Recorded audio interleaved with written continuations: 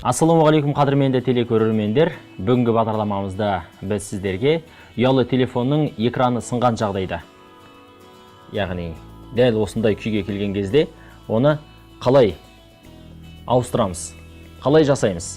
Міне осы жөнінде сіздерге бүгін айтамыз және түсіндіре отырып жасап көрсетеміз. Ең алдымен керекті заттарды сіздерге таныстырып алайын. Ең алдымен бізге экран сынған жағдайда бірінші телефоныңыздың моделін біліп аласыз. Телефоныңыздың моделі қандай модель анықтап алғаннан кейін Алматы қаласында болсаңыз аэровокзал дейтін жер бар, немесе ГУМ, ЦУМ, жалпы осындай ұялы телефондарды сататын орталықтарға баратын болсаңыз, бұның телефонның саймандарын және қажетті құралдарын ала аласыздар. Егер басқа қалаларда болсаңыздар, осындай мобильді телефондарды сататын орталықтарда міндетті түрде сатады. Біздікі мына қолымыздағы телефонымыз Samsung Galaxy Grand 2 деген нұсқасы. Дәл осы нұсқаның қорғаныш әйнегін ауыстыруымыз керек. Бұл әйнектің бір ерекшелігі, мына телефонның бетіндегі шишасы бұл сенсор болып жүреді. Ерекшелігі осында, міне байқасаңыздар, бір емес, екі бірдей бұның шлифі бар. Осыны платаға жалғаумен жұмыс жасалады. Бізге енді не қажет? Дәл осындай қалақ, кішкене. Осындай ұялы телефонға немесе компьютерлерді жөндеуге арналған осындай арнайы сайман медицинада көп қолданады. Егер осы сайманыңыз болмаса, мынандай пышақтар бар.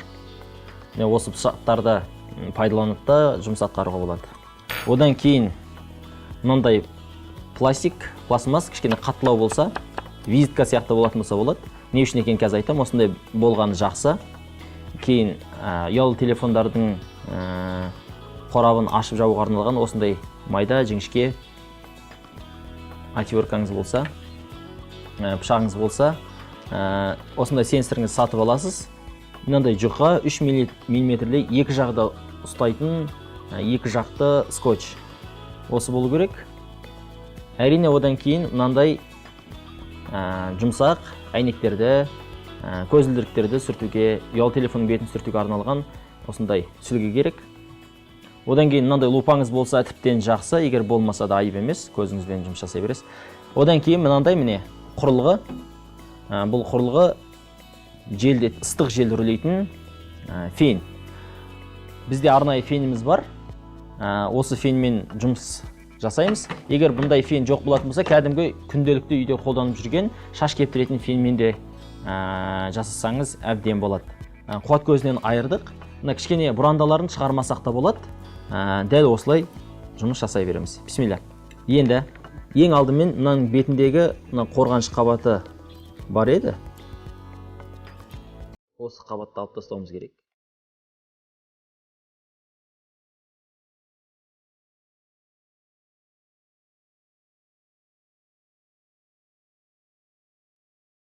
Дисплейіміз әйнегі сынбасын деп мынаны жабыстырған едік. Соның өзінде қатты соққы болған. Мынаның өзі міне күл талқан шыққан.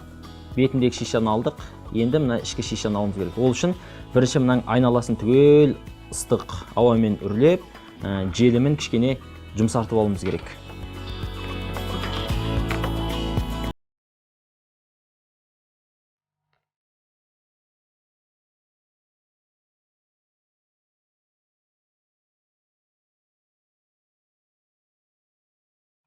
Болды міне. Қыздырып алдық. Енді сәл жанынан абайлап тығасыз. Мына қалағыңызды. Бисмилля. Міне. Мынау кірді. Байқап тұрсыздар ма? Міне кірді. Енді осы кезекте мынандай пластигіңізді арасына салып жіберсеңіз, міне. Сосын былай қарай ақырындап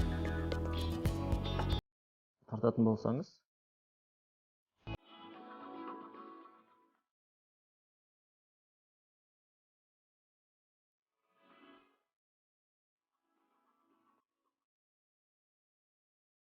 мен неге астынан бастадым? себебі астында ешқандай кедергі болатын еш нәрсе жоқ. Міне астында кедергі болатындай еш нәрсе жоқ. Еш нәрсе жоқ. Енді жоғары жағына келген кезде абайлау керек. Мына екі жерде жаңа мен сіздерге көрсеттім. Міне. Көрдіңіз бе? Мына жерде және мына жерде шлифт бар. Егер осыны күштеп шығаратын болсаңыз, мына бас жағындағы, ар жағындағы платада орналасқан жеріне зақым келуі мүмкін. Сондықтан барынша сақтықпен шығару керек. Енді мына жағын бастаймыз, міне. Барынша сақтықпен шығаруымыз керек. Мына желім. Міне сіздерге көрсеткен. Мына шлифтіміз көрініп тұр. Енді бұны шығару үшін дисплейді алуымыз керек. Ал дисплейді алу үшін мына фенімізді аламыз. Мына арт жағын, дисплей орнатылған жағын сәл-сәл қыздырып жібереміз. Дисплейдің артын қыздыратын болса,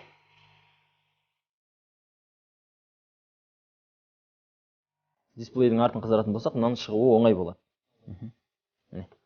Міне. Сәл мына жақтан көтерейік.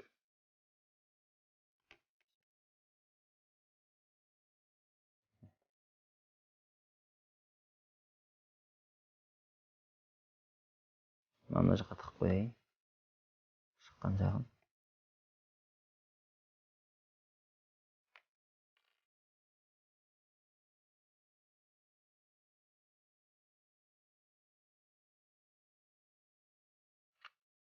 Бісміллә, шықты міне. Арт жағына қарайтын болсаңыз, мынандай міне төртбұрышта белгі тұр. Дәл осы белгіні сәл көтеретін болсаңыз ашылады. Арт жағында мынандай бекітілген бекітпе бар. Соны астынан сәл көтеріп жіберсеңіз шығып кетеді. Енді осыдан кейін сәл тартамыз. Міне. Дисплейіміз ашылды. Енді осы кезекте шлифтті ажыратуымыз керек. Арт жағынан сәл көтересіз, міне қараңыз көтерілді. Енді оны ақырын артына қарай тарта саласыз. Шықты. Сәл көтереміз, міне. Тартсақ шығып кетеді. Болды, міне. Енді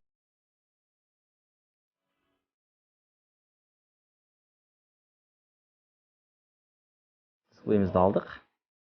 Ал енді дисплейіміздің бетін бір тазалап алайық.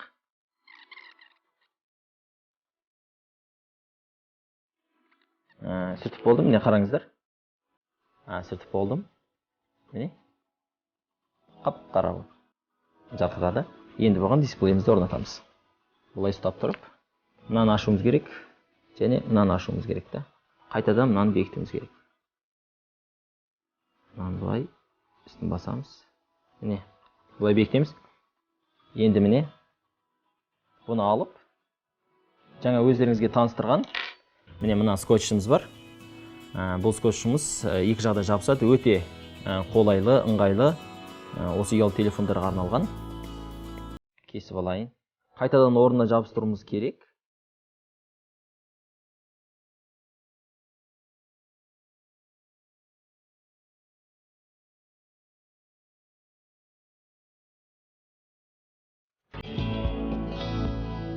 Осылай жабыстырып алғаннан кейін өз орнына келтіріп, шамалап, оны мына шлифтті қорап орнатамыз. Сол кезде мына тыңдайтын динамигін түсіп қалмағын қарауыңыз керек, қақпағын. Сосын мына жақтағы батырманың түсіп қалмаған қадағалауыңыз керек. Одан кейін барып осылай отырғызамыз. Міне, үстін басып отырғызамыз. Бісміллә. Мынаны бірден жабыстыру керек, түсті өз орнына. Енді бісміллә. Бұны қыздырып жабыстыру керек. Сол кезде бұл ұзаққа шыдайды. Міне одан кейін мынаның үстін басып жібереміз. Міне. Сәл осылай. Болды. Енді арт жағын бекітуіміз керек қайтадан.